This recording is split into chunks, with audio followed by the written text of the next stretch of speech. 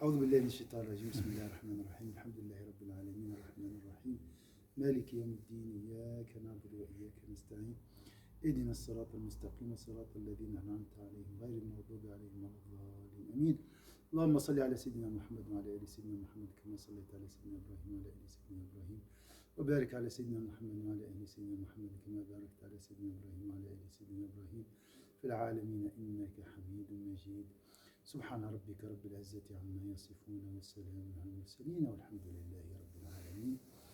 La suite, Inch'Allah, de notre cours concernant l'assemblage du Coran, l'assemblage du temps du prophète sallallahu alayhi wa sallam. Il y a un dua, avant de commencer, ça qui peut, Inch'Allah, orienter notre intention dans ce cours.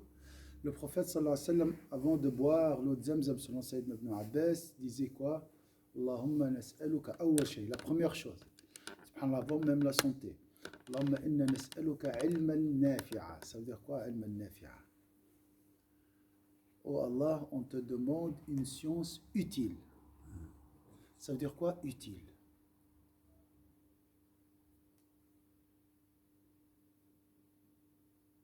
Qui donne ses fruits. Quelque chose qui apporte ses fruits, qui est utile. Alors, c'est quoi les fruits de cette science utile, de la science? C'est très bien, c'est juste. العلم يعني بينقسم على اسمين ينفعك لنفسك وينفع للغير برضه. هذه أنواعه. أيوة يعني الأول ينفع للفهم يعني عشان تفهم وبرضه تفهم غيرك. يعني ينقسم يعني مرات يعني ان الرجل يفهم على نفسه ولكن لا يقدر يفهم غيره يعني. فلذلك يعني علم النفع يعني لنفسك ولغيرك. Donc la science utile est celle qui est bénéfique pour toi et pour les autres. Ça c'est juste. Alors, imagine quelqu'un, ça c'est une science utile, ça c'est bénéfique, mais elle peut être dangereuse pour moi. العلم هذا يكون هو في نفسه العلم هذا طيب لكن لي أنا مضر mais pour moi il est préjudiciable parce que après je peux l'utiliser comme je veux. Je peux l'utiliser pour dire que je suis le plus savant parmi vous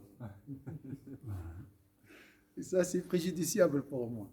Donc la science utile, on peut dire comme ça, est celle qui te montre le degré de ton ignorance.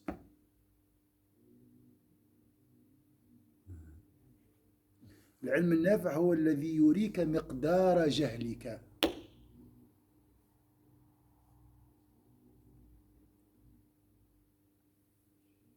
Est-ce que c'est clair? C'est lui qui te montre que tu sais rien.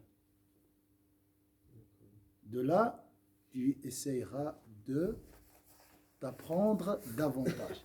Mais si j'apprends, je dis alhamdoulilah, les sciences du Coran, c'est bon, c'est acquis maintenant. Ah, ça c'est fini. D'accord?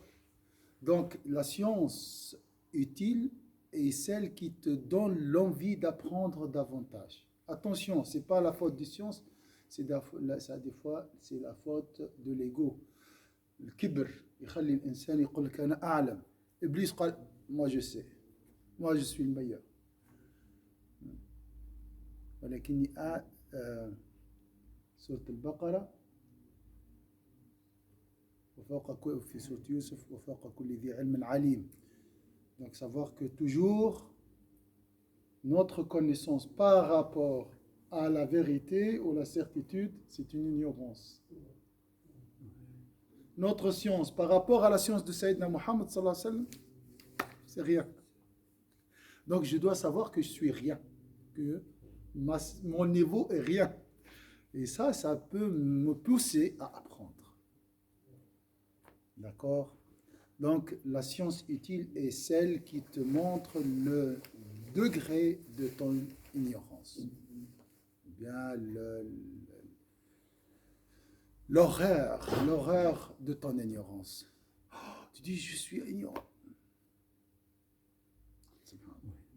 D'accord? C'est juste pour une petite introduction Donc, toujours, à la fin du cours, tu dis, ça c'est rien. Ce qu'on a appris, c'est rien par rapport à la science, à un autre niveau. D'accord? Après, quand tu finis ce cours, tu ne dis pas, Masha'Allah, j'ai assisté à un cours et j'ai appris beaucoup de... Alhamdulillah, bien sûr, c'est grâce à Allah déjà j'ai appris, c'est pas grâce à moi. Un. Deuxième, c'est rien par rapport à un niveau plus haut. D'accord? Voilà, c'est toujours comme ça. La mémorisation du Coran par les compagnons. La mémorisation du Coran par les compagnons. De nombreux compagnons ont réussi à mémoriser le Coran dans sa totalité. Al-Qurtubi dit 70 parmi ceux qui ont appris le Coran par cœur furent tués le jour de la bataille de Al-Yamama et autant du vivant du prophète sallallahu alayhi wa sallam lors du massacre du puits de Ma'ouna.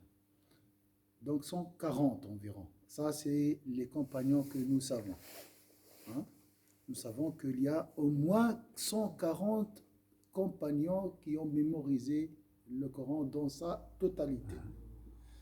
Donc je répète, de nombreux compagnons ont réussi à mémoriser le Coran dans sa totalité. Al-Qurtubi dit 70 parmi ceux qui ont appris le Coran par cœur furent tués le jour de la bataille de l'Yamama.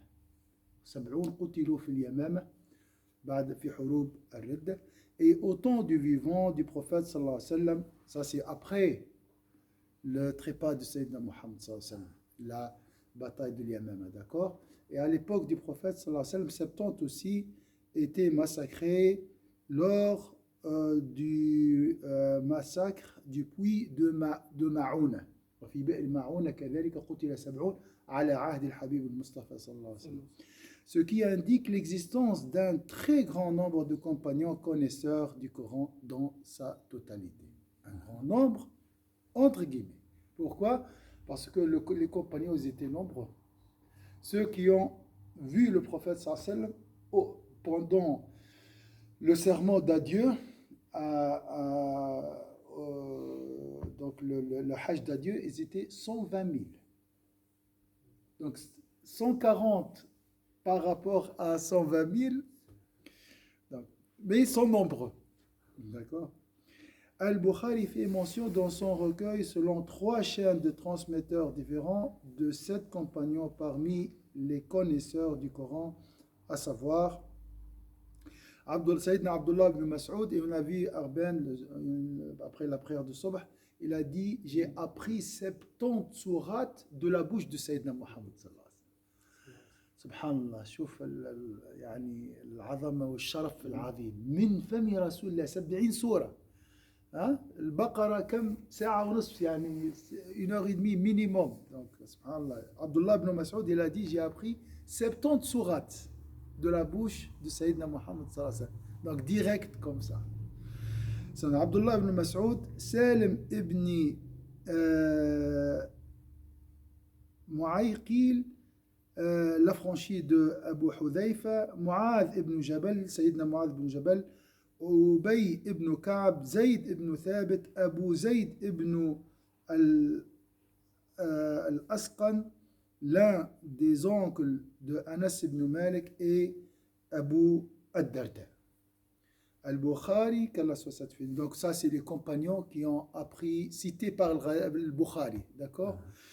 Al-Bukhari rapporte que Amr ibn al-As, qu'Allah soit satisfait de lui, dit j'ai entendu le messager de Dieu sallallahu alayhi wa sallam dire prenez le Coran de 4 personnes. On a vu ça aussi. Abdullah ibn Mas'ud, de Salim, de Mu'adh et de Ubay ibn Ka'b. Al-Bukhari aussi rapporte également que Qatada a dit j'ai demandé à Anas ibn Malik qui du temps du prophète sallallahu alayhi wa sallam a appris le Coran. Il dit 4, tous du nombre des Ansar. Qui les Ansar? Les Ansar. Al-Muhajirun wal-Ansar. Nous avons les Muhajirin et l'Ansar. Maintenant, l'Ansar, on les appelle aussi les auxiliaires. Ça vous dit quelque chose? Ce sont les habitants de Médine. Ahl al-Madina, alladhina istaqbalu al-Habib al-Mustafa sallallahu alayhi wa sallam. Ceux qui ont accueilli Sayyidina Muhammad sallallahu alayhi wa sallam. Donc, les compagnons mentionnés, les 4 mentionnés, tous du nombre des Ansar, Ubay ibn Ka'b, هذوما حفظت القرآن عن ظهر قلب. Mu'adh ibn Jabal, Zayd ibn Thabit et Abu Zayd. Je dis, et qui est Abu Zayd? Ça, c'est le hadith qu'on a vu. Qui est Abu Zayd? Il dit, l'un de mes oncles paternels. Inch'Allah. Al-Qurtubi dit, en commentant ce hadith, Anas a cité particulièrement ces 4 noms, car il était plus attaché à eux qu'à d'autres, ou parce qu'à ce moment, ce sont ces noms qui lui ont traversé l'esprit et pas d'autres. Voilà. La mention de ces 7 ne limite pas le nombre de connaisseurs du Coran à ce chiffre. En effet, la Sira nous relate l'extrême intérêt que portaient les compagnons au Coran, ainsi que la connaissance, que la concurrence qu'il y avait entre eux pour le citer et le mémoriser. Pourquoi pas les 120 000 ont appris le Coran par cœur? Tout d'abord, les compagnons, la majorité, ils étaient adultes. Donc la mémoire, mémoriser est difficile pour un adulte. Deuxième chose, ils n'avaient pas le temps pour apprendre. Ils étaient intéressés à mettre en pratique. ما كان عندهم الوقت للحفظ كان عندهم الوقت للعمل بالقرآن. سيدنا عمر حفظ سورة البقرة في كم سنة؟ سيدنا عمر محدث، قال محدث يعني il reçoit l'intuition. S'il y aura un prophète après moi, il a dit, ça sera Omar. Le prophète l'a dit. Il a appris Surat al-Baqarah pendant 12 ans. Fi 12 sana. Après, il a fait une fête. Il a offert une vache ou une chamelle. Il a donné à manger pour fêter l'apprentissage. Parce que il apprend le verset, il essaie de le comprendre et ensuite il le met en pratique. Après, il passe au suivant, ainsi de suite. كان يقرأ الآية يفهمها يعمل بها ثم ويحفظها ثم يمر للتي بعدها. 12 ans pour apprendre Surat al-Baqarah. Donc ils n'avaient pas le temps pour apprendre. Ce qui indique formellement le grand nombre des connaisseurs du Coran parmi les compagnons. Abu Moussa al-Ash'ari, qu'Allah soit satisfait de lui, dit, le messager de Dieu sallallahu alayhi wa sallam, dit, je reconnais la voix des Ash'arites récitant le Coran la nuit lorsqu'ils rentrent chez eux.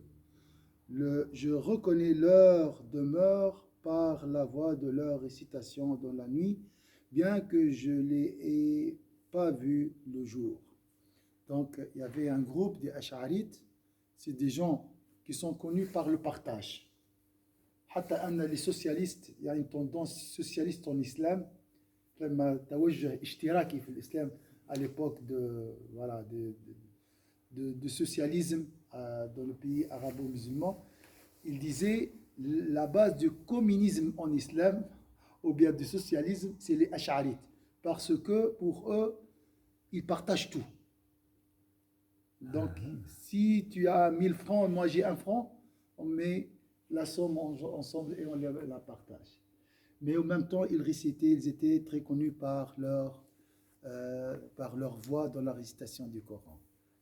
L'Ash'arites. Je ne parle pas des Ash'arites, ici le dogme, l'aqida, le messager de Dieu dit, je reconnais la voix des Ash'arites, ici c'est mentionné, membres de la tribu à laquelle appartient le compagnon Abu Moussa al-Ash'ari. Donc c'est une tribu, il est très connu par le partage et aussi par la solidarité, si je peux dire aussi. Et aussi, ils avaient une voix spéciale dans la psalmodie du Coran. D'accord? Donc le prophète, il a dit, je reconnais la voix des Ash'arites récitant le Coran la nuit, lorsqu'ils rentrent chez eux. Je reconnais leur demeure par la voix de leur récitation dans la nuit, bien que je ne l'ai pas vu le jour. Donc quand ils passent à côté de... En plus de ce grand, donc il y a beaucoup de, bien sûr, les récitateurs, tous les compagnons ont récité le Coran, mais mémoriser le Coran, ça c'est autre. Et mémoriser la totalité du Coran, c'est aussi autre chose. يعني حفظ القرآن يحفظ كثير من الصحابة صور أما أن يحفظ كل القرآن فكانوا قلة ils étaient peu, d'accord, mais ils sont nombreux quand même. En plus de ce grand intérêt que portaient les compagnons pour le Coran, le messager de Dieu sallallahu alayhi wa sallam les encourageait et les aidait à l'apprendre et à le comprendre en leur désignant des enseignants. Donc il y avait des enseignants du Coran. إن كان هناك كذلك معلمين للقرآن في عهد النبي صلى الله عليه وسلم. Ubada ibn Samit dit, lorsqu'un musulman immigré à Médine, le prophète sallallahu alayhi wa sallam le confiait à l'un de nous pour lui apprendre le Coran. لما كان المهاجر يأتي المدينة الأنصار كانوا أهل حضر. Les Médinois, ils étaient donc plus peut-être cultivés que les Mécois. Ils avaient mais les immigrés, les immigrés sont les meilleurs musulmans à l'époque, les meilleurs compagnons à l'époque du prophète sallallahu alayhi wa sallam. أفضل الصحابة هم المهاجرون ثم الأنصار. Donc le prophète sallallahu alayhi wa sallam confier les immigrés aux Ansars pour leur apprendre le Coran. Lorsque qu'un musulman émigré à Médine, le prophète sallallahu alayhi wa sallam le confie à l'un de nous pour lui apprendre le Coran. On entendait un bourdonnement. Bourdonnement, ça veut dire quoi le bourdonnement? C'est le son de quoi? Hein, les abeilles. Dawi ka dawi al-nahl. On entendait un bourdonnement retentant de la mosquée du prophète sallallahu alayhi wa sallam jusqu'à ce que le prophète sallallahu alayhi wa sallam leur ordonna de baisser la voix pour éviter que les uns ne provoquent l'erreur des autres. Donc je répète, c'est dans la mosquée du prophète sallallahu alayhi wa sallam, ces émigrés répétaient le Coran ensemble. كانوا في مسجد النبي صلى الله عليه وسلم المهاجرين يكررون القرآن وكان النبي يقول لهم اخفضوا الصوت حتى لا يزعج الواحد الآخر. Donc lorsqu'un musulman émigré à Médine, le prophète sallallahu alayhi wa sallam le confie à l'un de nous pour lui apprendre le Coran. On entendait un bourdonnement retentant de la mosquée du prophète sallallahu alayhi wa sallam jusqu'à ce que le prophète sallallahu alayhi wa sallam leur ordonna de baisser la voix pour éviter que les uns ne provoquent l'erreur des autres. Donc imaginez la mosquée du prophète sallallahu alayhi wa sallam. C'est le bourdonnement des abeilles, c'est très joli. Dawi ka dawi an-nahl. Par conséquent, il apparaît évident que le nombre des connaisseurs du Coran parmi les compagnons était grand et que les 7 connaisseurs cités dans les relations de Al-Bukhari sont probablement ceux qui ont exposé le Coran devant le prophète sallallahu alayhi wa sallam. ثم السبعة يبدو أنهم هم الذين عرضوا القرآن على رسول الله فلذلك ذكرهم سيدنا البخاري. Et dans la chaîne des transmetteurs nous sont parvenus. Par ailleurs, les savants disent que le dernier à avoir exposé entièrement le Coran au prophète sallallahu alayhi wa sallam fut Zayd ibn Thabit. آخر من عرض القرآن على رسول الله صلى الله عليه وسلم هو سيدنا زيد بن ثابت. شوف, regardez le rang des compagnons du prophète sallallahu alayhi wa sallam. انظر مكانة الصحابة هم الذين نقلوا لنا القرآن أولا. C'est eux qui nous a transmis le Coran. Ça veut dire quoi ça? Chaque lettre lue aujourd'hui par un fidèle, par un musulman, sera comptabilisée dans leur registre des bonnes œuvres. Pas aujourd'hui, durant les 14 siècles. Donc il n'y a personne qui pourra atteindre le niveau de Sahaba. ولا واحد يصل إلى مقام الصحابة مهما فعل لأن كل ما تفعل أعمالك أصلا ستكون في ميزانهم في ميزان حسناتهم. Ainsi, le Coran fut mémorisé et fut l'une des plus importantes particularités de cette communauté, comme l'affirme le maître des récitants, le Qurra, à son époque. Ibn al-Jazari, en disant s'appuyer dans la transmission du Coran sur la voie orale et non pas sur la voie écrite est la plus noble des particularités accordées par Dieu à cette communauté. Le Coran était transmis par la voie orale, on va voir après, et aussi écrite. Mais au début, c'était oral surtout.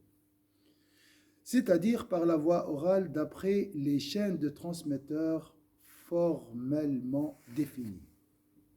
Maintenant, on trouve beaucoup des récitateurs du Coran qui ont une chaîne de transmetteurs jusqu'à le prophète sallallahu alayhi wa sallam, jusqu'à Jibril, jusqu'à Rabb al-Azza, jusqu'à Allah Azza wa Jalla. Maintenant, je pense la chaîne la plus courte, c'est 28 jusqu'au prophète sallallahu alayhi wa sallam. Silsila, il a Nabi, il a Sayyidina Jibril, il a Rabb al-Azza. Silsila, fait 28. La chaîne la plus courte, c'est 28 aujourd'hui, à notre époque. Il y a des gens qui ont cette chaîne. Donc peut-être Zayd ibn Thabit est parmi leurs transmetteurs. 28 générations. نعم 28 سلسلة في السلسلة نعم إلى رسول الله صلى الله عليه وسلم. من إلى من؟ من الآن. يعني لا يعني الدائرة تعد يعني العلماء ولا يعني الدائرة؟ القراء. القراء. نعم حافظ القرآن عن فلان il a appris le Coran d'un tel jusqu'à le prophète sallallahu alayhi wa sallam, jusqu'à Jibril et jusqu'à Allah Azza wa Jalla, subhanahu Allah Azza wa Jalla. Donc ça c'est la mémorisation du Coran par les compagnons. On va faire une petite pause pour enregistrer. On va continuer.